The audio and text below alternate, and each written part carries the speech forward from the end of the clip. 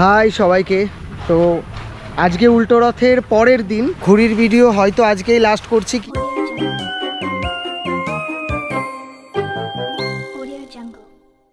আসলে ঘুড়িটা আমার কাছে খুব ভালোবাসার ব্যাপার, মানে ভীষণ ভালোবাসার ব্যাপার আর ভীষণ শখের। আর এটা শান্তিপুরের অনেক ছেলের, এটা আমি খুব ভালো মতন বুঝি। তো কালকে বিকেলবেলায় বৃষ্টি হলো, আমি তো ব্লগটা ওরকমভাবে শেষ করলাম, সবাই দেখতে পেলেন। এখনও ওই ঘুড়িটাই রয়েছে লাটাইয়ের সঙ্গে বাঁধা, ওই ঘুড়িটা দিয়ে অনেক কটাই বোম করেছি। হাতগুলোর অবস্থা কি একবার দেখে নেন, নোকের মাথায় করাতের মতন হয়ে গেছে।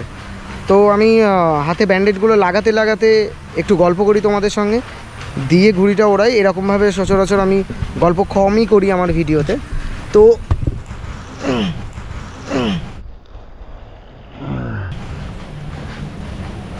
একটু বসে বসে গল্প করি আর ভিডিওটা বানাই। এই দিকে আলোটা ভালো আসছে। ঘুড়ি ওড়ানো শুরু হয় ঠিক এই 19শে জ্যৈষ্ঠ, লোকনাথ বাবার তিরোধান দিবস। তার পরপর থেকেই মোটামুটি আকাশে ঘুড়ি উঠতে শুরু হয়ে যায়। হয়তো ধরুন আমাদের পাড়ায় 100 জন ঘুড়ি ওড়াচ্ছে, 100 জনই তখন থেকে ওড়ানো শুরু করে না ছেলেপুলে বোম দিচ্ছে। 100 জনই ওড়ানো শুরু করে না, ঘুড়ি ওড়ানো শুরু করে হয়তো 100 জনের মধ্যে 30 জন 40 জন ওই 19শে জ্যৈষ্ঠর থেকে। তারপরে এইটা চলে উল্টো রথের 1 সপ্তাহ 2 সপ্তাহ সামথিং 2 সপ্তাহ মতন চলে। আর যেহেতু যখন স্টুডেন্ট লাইফ ছিল আমার, তখন আমি বিশেষ করে আমি মনোজিৎ, আমার বন্ধুরা এরকমভাবেই ঘুড়ি ওড়াতাম। সেই ওই বৈশাখ মাস পড়তে পড়তে ঘুড়ি ওড়ানো শুরু হয়ে গেল, দিয়ে তারপর উল্টো রথে 2 সপ্তাহ 3 সপ্তাহ ধরে ঘুড়ি ওড়ানো চলছে। ঘুড়ি ওড়ানো তো প্রচুর কষ্ট হয়, এই যে হাত কেটে যায়, তারপর হচ্ছে ব্যান্ডেড খরচ আলাদা আছে ঘুড়ি সুতো ছাড়া। অনেকে ব্যান্ডেডের বদলে স্যালোটেপ জড়ায়, ছোটো ছোটো বাচ্চারা। আমরাও ছোটোবেলায় স্যালোটেপ জড়িয়েই ওড়াতাম, হাত কাটতো তারপরেও ওড়াতাম।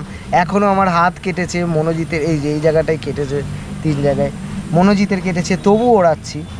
কলকাতায় কি হয়, কলকাতায় 15ই আগস্ট আর বিশ্বকর্মা পুজোয় ঘুড়ি ওড়ে, বছরে 2 বার। আর আমাদের এত ঘন ঘন, আমাদের কিন্তু প্রচুর ঘুড়ি লাগে। এই যে এত ঘুড়ি দেখছেন না, কারণই হচ্ছে এটা, কারণ সোজা রথ থেকে উল্টো রথ এতদিন কিন্তু ঘুড়ি ওড়ে আর কন্টিনিউ আমরা ঘুড়িটা উড়িয়ে যাই। তার জন্য যথেষ্ট সুতো দরকার, যথেষ্ট ঘুড়ি দরকার। ধরুন প্রতিদিন যদি 2টো করেও ঘুড়ি ওড়াই, আর সেটা যদি 15 দিন ধরে ওড়াই, তাহলে 30টা ঘুড়ি লাগছে, ঠিক আছে। কোনো দিন 3-4টেও ঘুড়ি লেগে যায়, কোনো দিন একটা ঘুড়িতেও হয়ে যায়।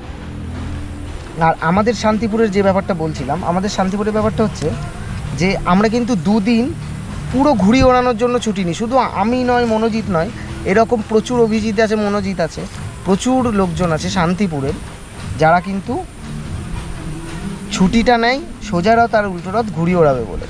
ঘুড়ি উড়িয়ে কালকে আমি মেলাতেও গেছিলাম, আর মেলাতে ব্লগ করতে একদম ইচ্ছা করছিল না, কারণ যেটা হয় সারা দিন এত খাটাখাটনি করে এত জোরে জোরে টেনে স্ট্রেস পড়ে যায় একটা শরীরে। আর একটা কথা, খুব মনের কথা, কাছের কথা, সবাইকে বলে দিই আমার ভিডিও মারফত, দেখুন আমি রোস্ট করি ছোটোখাটো, কেউ প্লিজ পার্সোনালি নিও না, আমি মজা করার জন্য করি। আমি চাইছি যে আমি আমার প্রফেশনটা একটু চেঞ্জ করতে, মানে ভিডিও ক্রিয়েট করব, খুব সুন্দর সুন্দর শট নেব, টোটালটা এদিকে যাতে আমার প্রফেশনটা চলে আসে। শুধু এরকম ট্রাভেল করব, ডেলি ব্লগের মধ্যে থাকবো, তোমাদের সঙ্গে গল্প করব, তোমাদের সঙ্গে নিজের সমস্ত জীবনের অনেক কিছু শেয়ার করব, ঠিক আছে। আর আমার জীবনে দুঃখ তো সেরকম কিছু নেই, শুধু খুশি, হাসি খুশি এইরকমই। তো দেখো, তোমরা যতটা সাপোর্ট করবে আমাকে, আমি তত ভালো ভালো গ্যাজেট ইউজ করব, তত ভালো ভালো ফুটেজ দেবো। ইচ্ছা আছে সামনেই ড্রোন নেবো একটা ভালো। তোমরা যত সাপোর্ট করবে, আমার ইচ্ছা, আমার ক্রিয়েশন তত ডেভেলপ হবে। আর আমি আমার প্রফেশনটা চেঞ্জ করে টোটালটা ভিডিওর দিকে ফোকাস করতে পারবো, টোটালটা এডিটিংয়ের দিকে ফোকাস করতে পারবো, যে আমি আরও ভালো ভালো যদি এডিটিং স্কিল তোমাদের দেখাতে পারি। ঘুড়িটা ওড়াই। মনোজিৎ রেডি? কী ভাবছি, রেডি হাওয়ার বেগ আছে, তাই কি হয়েছে, চলুন ঘুড়িটা ওড়ানো যাক।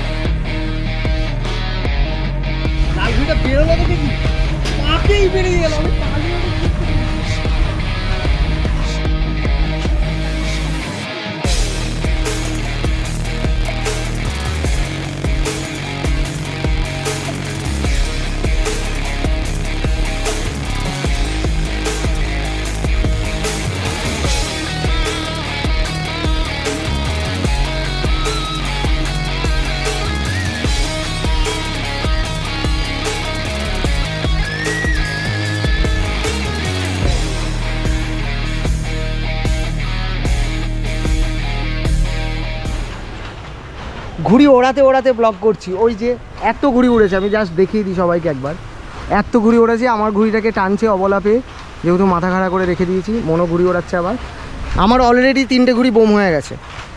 ঠিক আছে, তো tata everyone, again do subscribe, do like, do follow, do everything for me. Tata everyone, দেখা হচ্ছে পরের ভিডিও। কেউ প্লিজ আর আমি